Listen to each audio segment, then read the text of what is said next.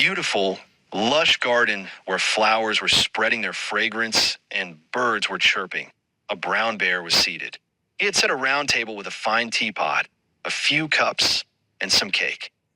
A special anticipation fluttered in his heart today as he was waiting for a very special guest. A surprising invitation. A little while later, a very beautiful girl passed by. She was wearing a lovely, cream-colored dress that gently flowed with the breeze. When the bear saw her, his eyes sparkled. He smiled, gestured with his paw, and said in a deep voice, "Would you care to join me for a cup of tea?" The girl was surprised at first. She pondered for a moment, but there was such a sweet glint in the bear's eyes that she couldn't refuse. She smiled and said, "Yes, absolutely. That sounds like a fascinating invitation." She sat down at the table with the bear. The sun was slowly setting behind the horizon, its orange and golden rays painting the entire garden in a magical hue. They both enjoyed the hot tea and the delicious slices of cake. Suddenly, a swarm of beautiful butterflies arrived. Hundreds of colorful butterflies began to hover around them, sometimes settling on the bear's head and sometimes on the girl's shoulders. The sight was so enchanting that both smiled with delight. The bear chuckled and said, "It seems they want to join our party too." While they were laughing, a tiny butterfly flew straight onto the bear's nose and then instantly flew off and settled on the girl's ear.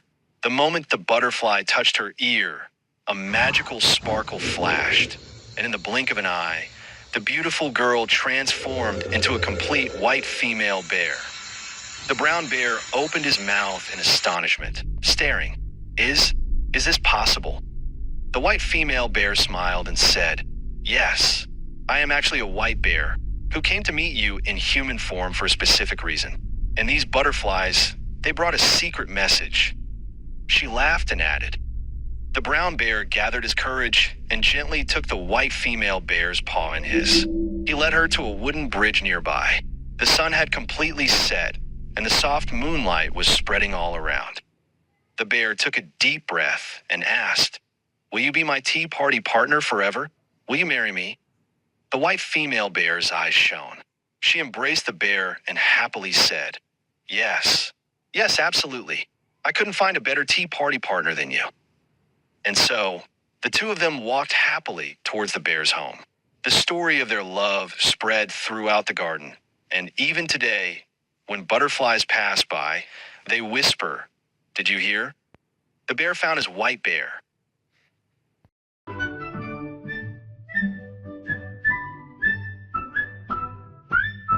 Golden lamplight, Ptatia looked exactly like a statue made solely for the purpose of relaxation. "Oh, no. What channel is this? I must immediately watch the chip-making competition," groaned Ptatia. But the remote was missing. It had, in fact, been trapped under his hefty stomach. For a chubby potato, this was nothing short of a disaster. He rolled over with a mighty effort, which felt like a minor earthquake. Finally, after a long and exhausting struggle, he retrieved the remote as if pulling a pearl from the deep sea. The beer mug was empty and the pretzel supply was gone. A food alarm started blaring from Ptasia's stomach. He was forced to abandon his beloved couch kingdom.